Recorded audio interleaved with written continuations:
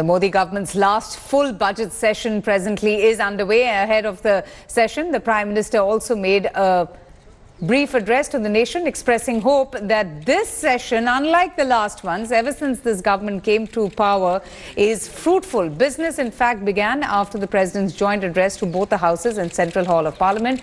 The government will also be presenting its economic survey any moment. 28 bills are listed for discussion in the Lok Sabha, 39 in the Rajya Sabha. The government will be looking for the opposition's cooperation in presenting its last full budget on the 1st of February. This after both the Prime Minister and the Speaker held an all-party meet on Sunday. And according to sources, the budget is likely to be pro-poor and pro-farmer.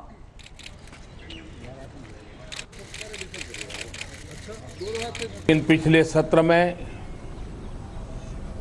Supreme court के आदेश के बावजूद भी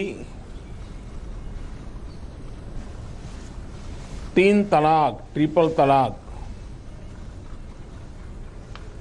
संसद में हम पारित नहीं करवा पाए। मैं आशा करता हूं और मैं देश के सभी राजनीतिक दलों को विनम्र आग्रह करता हूं कि इस सत्र में 3 तलाक महिलाओं के, विशेष करके मुस्लिम महिलाओं के हक की रक्षा करने वाले इस निर्णय को हम सब पारित करें और 2018 के नए वर्ष की एक उत्तम भेंट सौगात हमारी मुस्लिम महिलाओं को हम दें। Rajiv Dubey, who is the managing editor of Business India Today, is also joining us in the studio. Rajiv, so we just heard the president a short while back outlining the government's work in the last so many years and its vision and all of the accomplishments and achievements. But has that really set the tone for the next few days, just before the 1st of February, the all-important day when the government presents its last budget? Avantika, very much on expected lines, you know, especially in the context of the fact that, you know, the recent elections haven't delivered the kind of result that the government would have expected, BJP would have expected out of Gujarat, for instance, specifically. And so everybody was expecting this to be essentially around the social sector, around women and women empowerment, around rural, around you know, agrarian crisis and dealing with the agrarian crisis and rural infrastructure and ensuring that the farmers you know, get the right price for the produce, as well as the people in the rural sector get the employment and the wages that they would be requiring. And so if you look at the overall architecture of the President's address, it's almost entirely devoted to that, barring some of the references to, for instance, manufacturing of mobile phones and things like that. But overall, if you look at it, it's about women, it's about rural infrastructure, it's about and a lot of emphasis agrarian. On the government being focused and dedicated to the weaker sections of society. Precisely. And the government doing so much for their upliftment. So a lot of emphasis there on that point as well. Precisely, all of that. In fact, if you look at anything that he talked about, whether it is the pension yojana, whether it is the Pradhan Mantri Suraksha Bima Yojana, whether it is you know, Ujjwala scheme from the government, you look at any of the initiatives that he talked about, whether it was a power connection in the rural areas, connecting rural roads, for instance, yes. How you know, 82% of the roads in the country, rural areas, have been connected, new power connections to poor, 4 crore new power connections. The Pradhan Mantri Awas Yojana, where he talked about 6% subvention scheme for the housing, and again re-emphasizing the fact that there is going to be housing for all by 2022, providing you know, medicines to the poor at very, very subsidized prices, new kendras being opened. Yes. You know, so pension, Atal Innovation Mission, Bharatmala project, 76 new airports where you know, are going to be opened up and are going to be starting, which will provide employment in those rural areas. And of course the power initiatives, where he's talked about 28 crore LED bulbs being given out, anti-corruption initiatives about you know, which is what he basically ended it with 3.5 lakh companies having been removed or deregistered. So I think if you look at overall, it is essentially meant for the social, rural and agri sectors. But do you think this is pretty much setting the tone for the budget that will be announced on the 1st of February? It appears so. Rajiv, you've just come back from the World Economic Forum at Davos. You, in fact, arriving just last night, and there you had the Prime Minister, hard selling India as the next, economic hotspot, as the next global power. So, do you think that some of that is going to be incorporated in the budget, or at least that has also been discussed with the Finance Minister? Because I think that perhaps is also one of the big giveaways of attracting foreign investment into India. Yeah, precisely. I think in Davos, for instance, his emphasis was largely about inviting foreign investment and telling the foreign investors that India is a safe place to invest, India is a secure place to invest, that we protect intellectual property in India, and that if you come and invest in India, we have actually removed we have created a red carpet instead of red tape. Those are the kind of initiatives that he talked about, essentially to ensure the foreign investor that if you do bring in your investment into the country, India is the place that will secure that investment and make sure that you grow that investment, and you're also allowed to take, in many cases, money back into your homeland. Yes. For whatever money that you make out of the Indian economy. So I think that was really the emphasis of his speech at Davos, where he talked about removing, what the president also talked about, removing 1400 laws which were restrictive of businesses, and how the government is determined to remove more and more laws which are not in tune with the times. Okay. So I think by and large that was his emphasis there, and here from the president's speech you can more or less make out that if this is the trend in which the government is going to be going into the budget, then that's pretty much on expected lines. But the president's speech didn't really give us a sense of, the overall health of the economy. There was a lot of emphasis about the social welfare schemes incorporated by this particular government, and talking of the government's vision and its mission in the next 1 year. But tell me something, in the budget, Rajiv, are we going to see a lot of emphasis on, increasing funding for these rural programs? Are we going to see a lot of stress on infrastructure, just removing bottlenecks in infrastructure, matters that really connect to the common man? We saw the kind of uproar that people had when they didn't receive their flats, and home buyers really venting out at the government as well. So are we going to see a more common man specific or driven budget this time around? So Avantika, if you look at the government's priorities right now, it's in many ways really hemmed in. If you look at the engines of growth in an economy, the private sector investment is a huge engine of growth which is just not firing in the country. Exports is a massive engine of growth which is just not firing to the extent that you expect.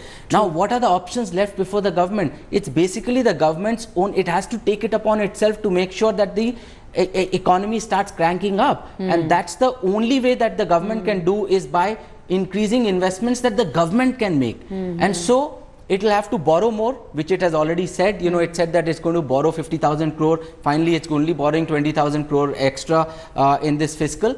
But it is going to borrow more, and it is going to invest that into the economy to see whatever growth that it can create, because the private sector growth is not going to come for at least 4 more quarters. So it has to take it upon itself to make those investments in the infrastructure sector, in rural and social sectors, and to see whatever job it can create, whatever growth it can create in those segments of the economy that it can create, it can add to the 6.5% that the last quarter delivered. Absolutely. And also, Rajiv, what's important is what happens in this budget session. There's just so much at stake. As I was just saying, there are 28 bills, and we've seen in the last time how, parliament sessions have been a complete washout. Very hardly has there been an opportunity where, much business has been transacted. But tell us about the economic survey. So is that going to be discussed today in the joint session of Parliament? Yes, so it's going to be presented around 1:30. I think that's the plan right now. The economic survey, like I said, is really an account of the last 12 months of the government, the state of the economy of the last 12 months. But for the past 2 economic surveys, the new chief economic advisor Arvind Subramaniam has actually put a very interesting intellectual framework to the economic survey. He split the economic survey into two parts. Part 2 is essentially what historically economic survey has been for India. Part 1 is what people are really looking forward to, where he's in the past talked about, for instance, the Jam Trinity in the first economic survey, which was very fascinating to many observers. And the last economic survey, he really talked about the universal basic income and created a bit of a flutter in the government, and the government was very quick to dismiss it, saying that the government is not planning a universal basic income. But intellectually, he's triggered a lot of senses over there, and so there is a lot of expectation out of part 1 of the economic survey this time round as well. But what about the GDP numbers? We were talking about that. There's been only a marginal improvement. I mean, even the forecast for the GDP growth, 6.5%, is not like something to be, celebrating about. It's been, in fact, the lowest under the Modi government, isn't it? It's among the lowest in the past 3.5 years. Quarter 1 was 5.7, then it was 6.3, and marginally higher at 6.5. The government expects that the last quarter is going to deliver far better last 2 quarters. But where do they draw this optimism from? Because if you see the index of industrial production, it's showing some improvement. Okay. If you see exports, there has been about 12% growth in the exports as well. And world economy is booming, so there's no reason why India should not be able to tap into the growth in the world economy. So you expect exports to be... That's interesting you said that, and I just wanted to point out, because Fareed Zakaria said exactly the same. And he was in fact even questioning why India has not been able to capitalize on this robust growth that one is getting to see globally. World economy has not been better in the past 10 years. You're looking at 3.9% growth in global trade. And so that has not happened in many years, almost a decade. So there is no reason why India should not be able to tap into the world economy. So exports should improve in the last 2 quarters of this fiscal. And you are seeing the purchasing managers index is above 50, which is a very positive sign, which shows that there is a positivity in the economy. So if you look at overall numbers, inflation is still down. The big worry from the government's point of view is going to be the crude oil prices, because every $1 increase in crude oil prices is actually going to increase our current account deficit by $500 million. So it's actually a huge setback if crude prices continue to rise the way they are going. If you see Bombay, I think we are already at 80 rupees a liter in fuel. Yes, so absolutely. Fuel is a big worry. Crude oil is a big worry. But other than that, economy seems to be showing signs of improvement. I think demo is well past us. Effect of GST is finally being absorbed in the economy. No, those are important points, Rajiv, that we're going to be talking about. And remember, this year is also an election year. You have 4 states going to polls this year. And that is also important to talk about what kind of an impact that would have on the government strategy for at least this particular year. Okay, and let's go straight across now to National Affairs editor Rahul Srivastav, who's joining us now. So the budget session has officially begun, Rahul. But how can one not talk about the politics of parliamentary disruptions? We have seen in the past washed out parliament sessions. There are a number of bills lined up to be discussed both in the Rajya Sabha and the Lok Sabha. So what can one expect in the coming few days? Avantika, I think the high point of the next few days eventually is going to be the budget. The budget is going to be what you call the government's economic attempt to correct its politics. And primarily because of the Gujarat elections, where the BJP did very badly in the agrarian belt of Saurashtra, there are warning bells ringing in the government, and that is why there is possibility, what experts are saying, of certain amount of stimulus being provided to agriculture. Loan waiver and others, one does not think so, primarily because the government does not want to upset its fiscal discipline.